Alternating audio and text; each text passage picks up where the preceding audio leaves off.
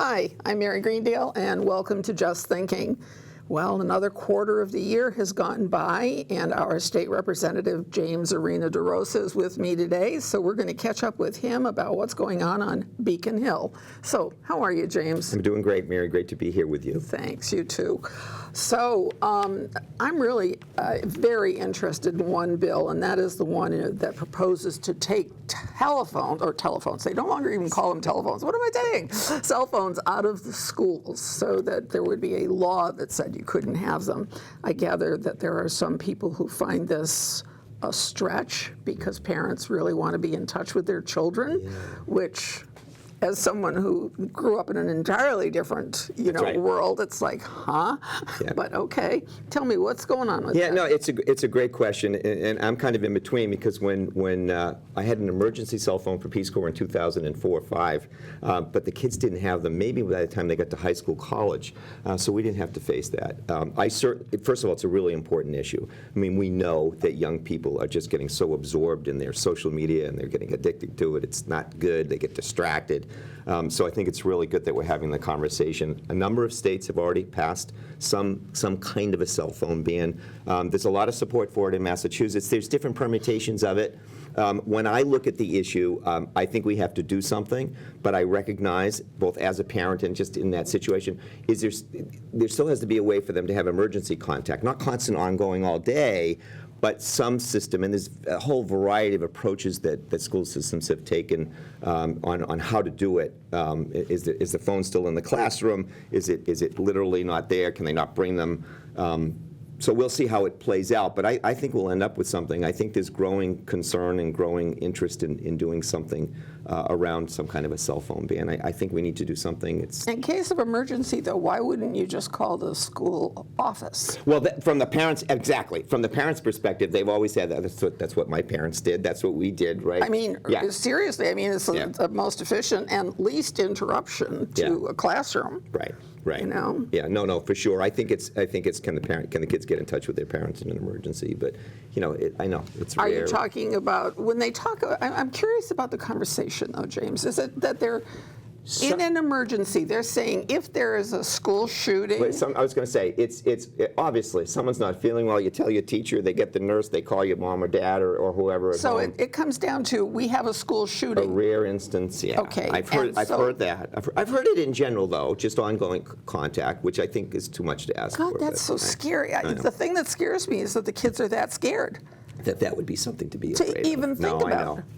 I think that's just so unnerving when you think about an 8-year-old in school who's so afraid that something's going to happen that he or she needs to have that phone to call mom or dad. For sure. It's just. And the kids don't walk to school anymore. It's not healthy. Parents are afraid that something's going to happen on the way. It's just, we're in a different world. And so, but I do think it's important that we do something. I mean, we've got to look at the larger picture and the importance of their education and their communication with others. And and maybe learning a little bit that they can take care of themselves. If you start learning at 8 or 10 that, there are ways that you rely on other people, that would be helpful. How you communicate. Yeah. And look, I love computers. I love the convenience of it, but there's balance in there. And it's interesting, even game. We used to play games all the time when we were kids, right? I loved playing games, hanging out, doing stuff. But it lost its social aspect for the longest time. My youngest actually he's involved in a little business out in Western Mass where they bring people together socially and then they play games. It's board games, different games, even computer games, which is fine, but you don't get this thing where kids are just sort of locked into the screen all by themselves, which is a very different, Exactly. Yeah, I mean, this is all new for us, right? I mean, think of human beings and education systems, and right, this stuff that we're talking about didn't exist when my first was off to school, and that wasn't that long ago. Yeah. All right, so I'm curious about state revenues. How are things going? Are we?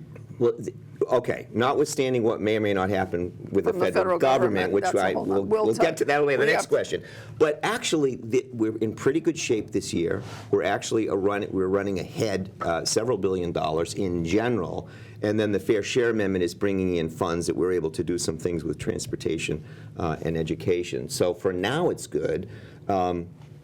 I mean, I'm pleased. We passed the biggest tax break in a generation last session, and then the governor at one point was thinking, well, should we do a tax? I'm like, wait a minute, people need to let's get some experience around what we decided. People need to plan, businesses need to plan. Let's not change anything, see what happens first.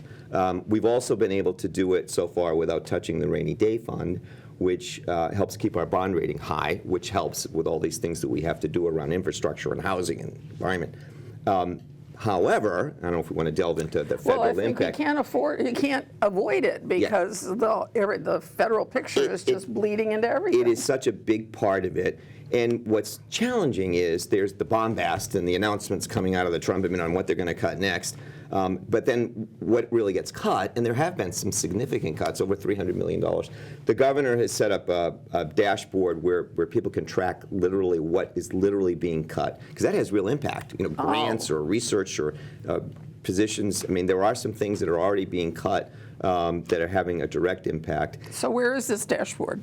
It's online. We can share it at the end if we want, or Okay. to look it up. Yeah, but it just gives people a quick snapshot, because they're talking about so many different That's things. it. You right? can't keep it It's like, straight. what's really being cut?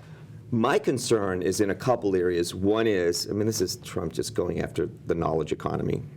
In Massachusetts, some of our strongest parts of who we are: education, healthcare, research, biotech, technology, clean technology, all those things where Massachusetts has been leaders on. Yeah. Those are the things that they're That he's slashing and cutting, against. Oh, especially sure. in investments. So that hurts. I'm really the big concern though is what's going to happen with Medicaid, because that's a huge part of the state budget. If there are severe cuts, there's no way we're going to be able to cover everything. There's different numbers, but approximately $16 billion or so comes from the federal government, and a lot of that is Medicaid. I don't think they'll cut it all, but they're talking about lots of different cuts. One cautionary tale I would put out there to everybody is, once in a while I'll bump into someone who'll say, well, I'm okay even if they cut Medicaid because I'm on mass health.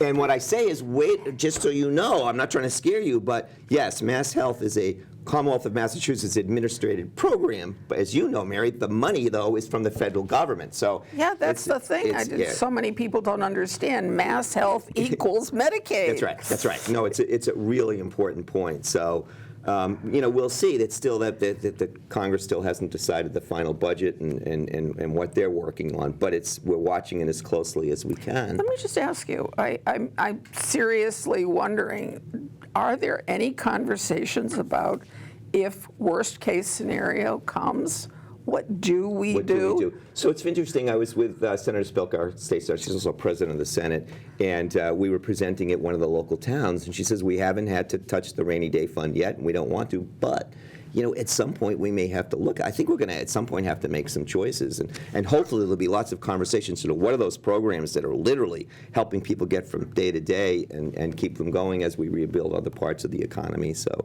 yeah, we're trying to have those conversations. Do they not happen ever in the chamber? Does anybody ever propose something so that you get to actually have a conversation? Well, we're trying to get more of that. It's actually it's interesting. There's when we debate the budget, we have these great meetings where everybody can go and listen to each other about priorities, which I think is wonderful. I don't know why we don't do more of that for other parts of the economy and the whole state budget. It's a lot of one-on-one. If I have a question, my chairs are great. It's not the same as listening to each other. Or, well, I hadn't thought of that. I hadn't thought of that. But I think they used to do a lot of it before COVID. Hopefully now we're going to get back to that. I think it's invaluable. I always want to hear what everyone else is thinking. Every agency I ever ran, I wanted to talk to the frontline workers, the directors, the constituents, the people served by the programs. Those are all inputs into coming up with a better approach to programs. So that makes too much sense. No, yeah, exactly. I'd like us sense. to do more of it, but we'll see. I'll keep fighting that fight. So in the final analysis, we're going to be scrambling if, in fact. I think, yeah. It's invariable. We don't know, and that's the biggest. And it's kind of out of sync. The towns have done their budgets, the state's doing ours, and then the federal. It's kind of, and yet we're all dependent on each other. It almost should be the other way, but that's okay. But can I ask you? Yeah. So, within whatever proposal there is at the federal government, are there any shades? That is to say, you're protected if you're under such and such an income, or, so are there any shades is the only thing I can Or guarantees of certain levels of coverage. so that you don't take the worst of the worst. Okay. I would say yes, that some of the worst proposals still have some program for SNAP, for emergency food, have some, base level coverage for people on Medicaid. But then there's all the in between. Are there going to be work requirements? Who's going to still be covered? Are we going to change the amount of money? There's all kinds of different. They're all over the place. Sure. And until you know that, you don't know how much money we're working with. But is the logical conclusion to expect that at some point, without health care, without benefit of being able to go to doctor, hospital, fill in the blank, and I'm not just talking Boston, I'm thinking even Western Massachusetts, Sure. where the options are fewer, do folks then end up, if not homeless, isolated from health care, so that they're dying in their homes? And they're also not going for their wellness checks and things that can prevent serious. It's kind of a backwards approach to health when you think about it, because if we're encouraging people to do their regular checkups, that can help mitigate the huge costs to health care. So I think what's going to be incumbent on us is to, when it finally comes through, say, okay, they've decided, now we know how much money we're getting. This is where the gap is. What can we do? Where do we do it, and how do we do it? And those conversations happen in the next month or two. So when we really know what they're doing, because it's usually you build your budget based on your knowns, and you're supposed to be done July 1st, right? We are, but so much of our budget is because of the feds. Right. The other thing is, and look, every presidential administration, it's their prerogative to look at the federal budget. We haven't had a balanced budget since Clinton was Democrat. Clinton was since I was president. 2000, you weren't two of that. But anyway,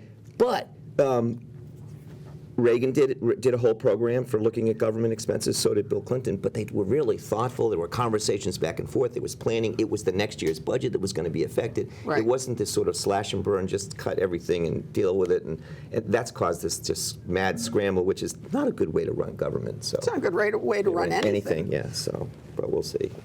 But we'll know more in the next time. Yeah, so. We'll know more the next time.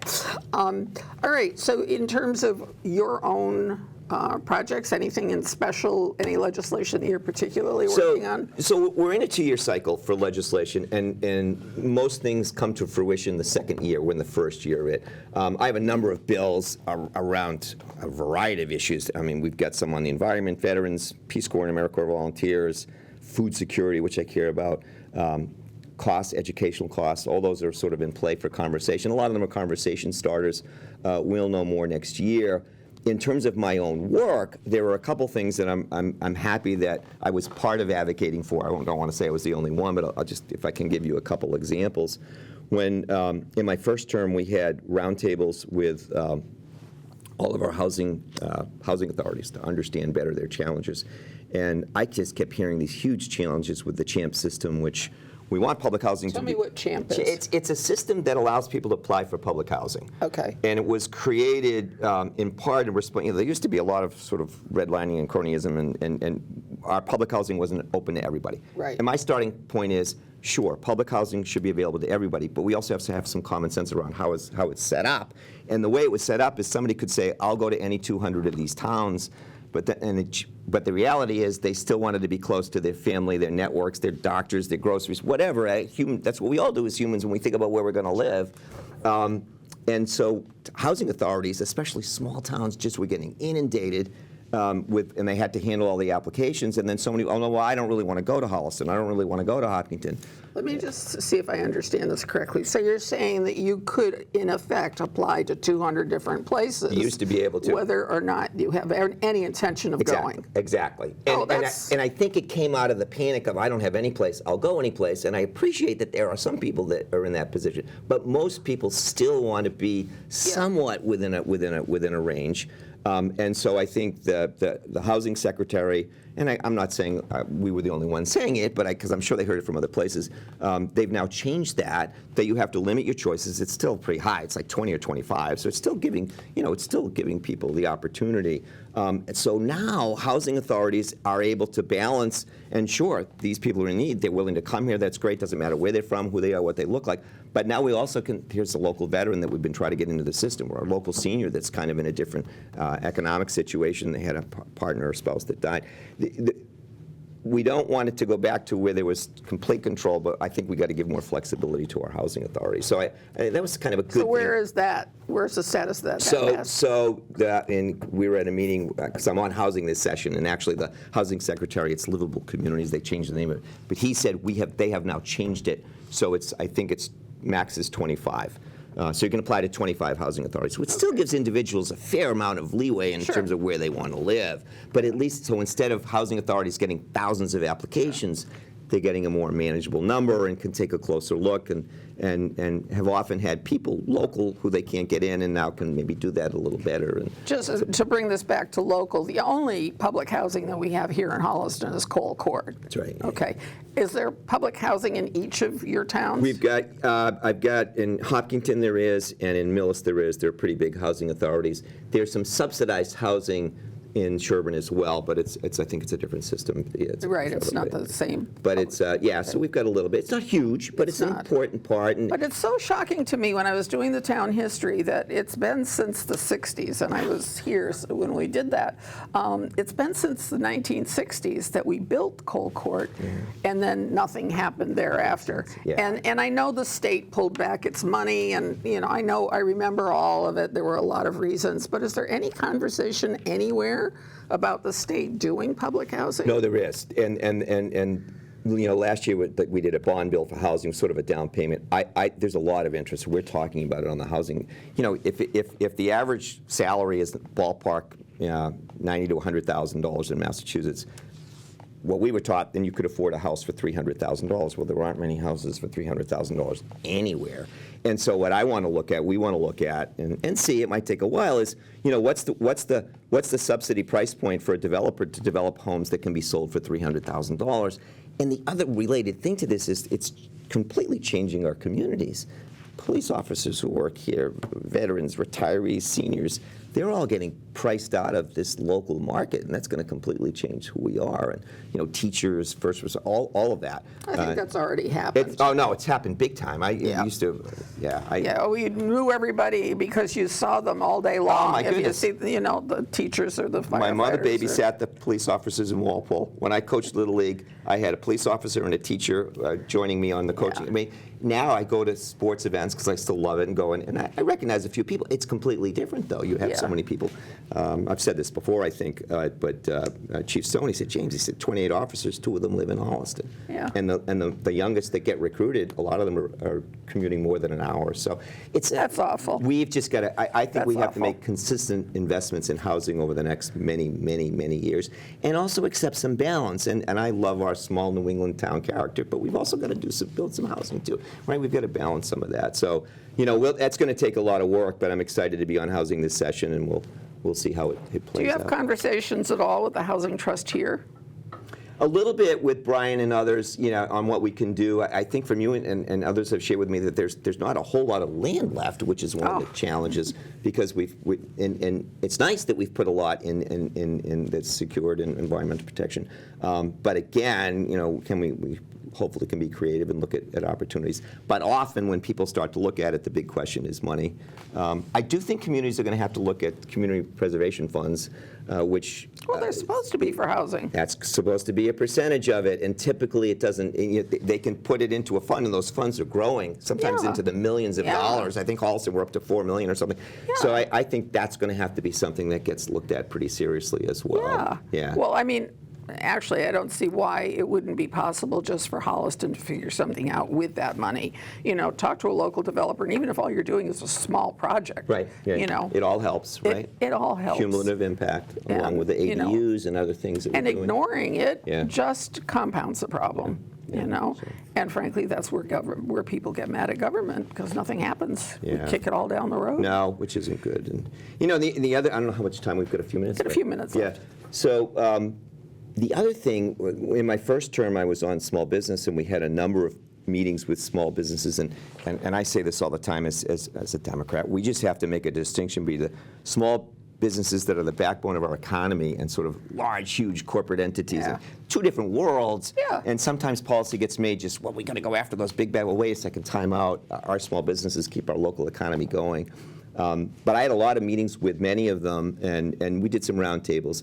And one of the things I heard from many of them was, look, we're not Amazon that has whole divisions that work on, corporate legal compliance or what we need to do for licensing and this and that. We have a quarter of a person or a half of a person that does that. They've got to go to 10 different places in the state when they need to find out something. You go over here for this license, you go here for this thing, you go here for compliance with this law, and it's not very efficient, and it makes it really difficult for small businesses.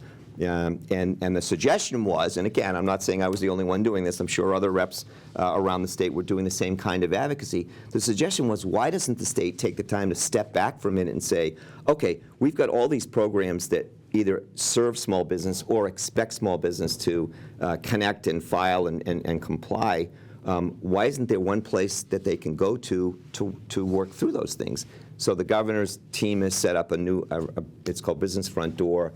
It's getting rolled out this summer. I'm actually going to have a session. I'm not sure yet if we're going to do virtual or in person, or maybe we'll do a mix, so that we can help, especially, again, small businesses that maybe it's a part of a staff person that's working on these things. So it just makes it easier for them to connect with the state. Contracts, how to get state contracts. I've heard that one a lot. That that's been there forever. It's a lot of it's convoluted. Now, some of it may be to getting to the details of how it's done, but let's at least start by making it easier for people to get into the system and where they go. And if they get used to always going to the same place, this is where I'm going to go. And now I'm going to, from there, work on things. So we'll see. I mean, one of the issues, and I'm sure you've heard it 100 times, about state contracts is that in some, you're basically paying whatever prevailing wage is. You have to pay it if you're getting a state contract. And if you don't already pay your employees that much, what are you supposed to do? Give everybody a raise while you're on this contract, and then you've got the money, and then when the contract goes away, now you're going to lower their wages? I don't think so. So in fact, they don't even bother applying. Yeah, there's some of that. I hear it from time to time, concerns. And prevailing wage in Boston is a far cry different from a prevailing wage in Air. I mean, what a small business in Air can afford. Sure. And what they can make for income, too, and what the resources are. Well, this is something I wish the state did a better job. I can think of so many areas where, on the one hand, you certainly want to treat everyone fairly and the same, but the other, why isn't there some consideration? I mean, the Chapter 90 road money, right? You talk to any engineer that has to take care of their roads in their community, the very first thing they look at is road usage, because that's going to determine how often you have to fix roads. The state doesn't use road usage. It uses population and miles of road. So our towns that are the gateway to Boston on 126 and 16 and 109, and that does thousands and thousands. So we're the same as some small town in Western Mass that has the same number of miles of road, which is like, really, can't we? We're not smart enough to figure out a system that's fair, but that also takes into account those kinds of things. And even I mean, the MBTA Communities Act that passed before I was in the House to encourage more housing. And it didn't take into consideration, well, first of all, it didn't take into consideration for any set-asides, which I thought we should have done, set-asides for seniors, for veterans, for first responders, but hold on that one for a second. What it also did not do, though, and the reason it was done is because so many communities just weren't building housing. It didn't take any look back. It didn't say, we're expecting you to add this to the housing stock, but it didn't look at the last 5 or 10 years and say, oh, wow, Hopkinton, you've done a lot of building. Maybe you don't have to build as much. Or it treated everybody the same. So it treated, Hopkinton and Sherman got treated the same in terms of expectations. And of course, every town's different with what it's got for water and sewer, and that's another whole consideration. There's some of that goes into it, but I wish we could do a better job of looking at individual, maybe not individual communities, but at least broad circumstances, and we tend not to do that. Well, it's also a matter of when we're talking about what you have for MBTA services. I mean, it's a far cry different if you have Brookline where 47 different stops for us, who's a mile and a half or 2 miles away from the nearest one. Yeah, we don't get the ride. You're going to include us? Okay, why do my communities get the ride? Yeah, I know exactly. Well, you can drive to the T. I said, yeah, but they can drive. Exactly. If they can drive, then they may just drive. And I do. I drive to the train in Ashland. It's great. I did too, and it's wonderful that it's there. But it's only a tiny piece of what's needed. That should be a consideration then about what the impact should be for us and what we need to provide. That's right. But the whole thing, I just wish people would get it from the standpoint of it's just trying to make everything come out fair, and I so believe in justice and so forth. It's really how you go about making the decisions that matters. No, that's right. You know, it's that, and we don't put a whole lot of thought into the how. Well, and the how, that's a great point. And the other thing is there is a difference between equity and equal. Equal means every single thing is exactly the same. Equity means we're fair to everybody depending where they are and what their needs are. This is my thing on the school funding formula, right? We took care of those really poor communities, the Lowells, the Lawrences. I get it. It was important that we did that. Then we kind of lumped everybody else together. I'm like, but Hopkinton, we're not Weston. We're not ultra wealthy. We're in good shape. We're upper middle class and do fine. But still making those budgets, and there are people that are worried about their tax rates.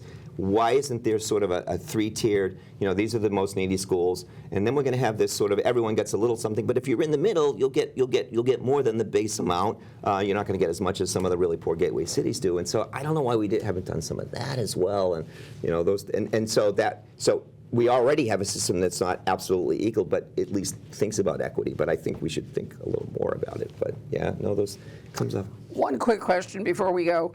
There was a surveillance piece of legislation that you mentioned. Tell me about that one. Yes, it's the Shield Location Act, and I know we will pass something. There's been a lot of conversation about it.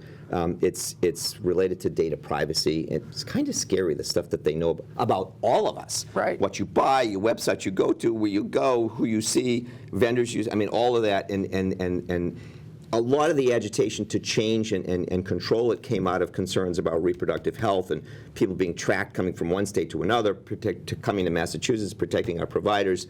That's really important, but I say we need to pass this to protect the rights of every citizen in Massachusetts, because it's a little frightening how much data they have on us and what we do. And so there are different ways that this is being approached, but in essence, it's gonna really restrict the selling of that data to somebody else, and then how long that data can even be held by the vendors and the places that we go to, the websites that we go to. Yeah. What does it do with talk about a brave new world? But go ahead. Yeah. The data that they got down in Washington through Doge and going into all of those. Well, and that's a whole there's maybe going to be court cases on that. Who should have access to even to government databases? Is it too late? I mean, I'm not saying you don't do it, but I mean, don't they already have it? I mean, didn't they already convert it and ship it off to where they wanted it? At the federal level, some of it's already been done. It's the sort of cat's out of the bag at this point. But yeah. I do think it's still worth. As best we can at the national level. You try to manage it, and we have to do some stuff locally too. So I do think we'll pass something along the way. And Mary, before we close, I understand this is the last session I'll have with you as the host of Just Thinking. I just wanted to thank you for everything that you've done for the community. It's been a pleasure. I know we were on some committees together in town, and it's been great talking to you. You call it Just Thinking. It helps people out there think, but it helps me think as well. So I've really enjoyed our conversations, and I know you'll be involved somehow, because it's kind of the way you are. But I really thank you for everything that you've done for the community. Thank you. Well, that will be the introduction to my closing, which is to say that after this interview, John Cronin will be taking over for me as the host of Just Thinking, and I'm sure he will continue on with James, a state representative, and doing all of the candidate interviews and everything. But I'm sure John will bring a whole lot of new ideas and a new energy to this seat. I have been doing this for something upwards of 20 years, and I think at this point I have worn out all of the conversations. But at any rate, thank you very much for all these years together, and I look forward to seeing you someplace else on the path. Thank you. Good night.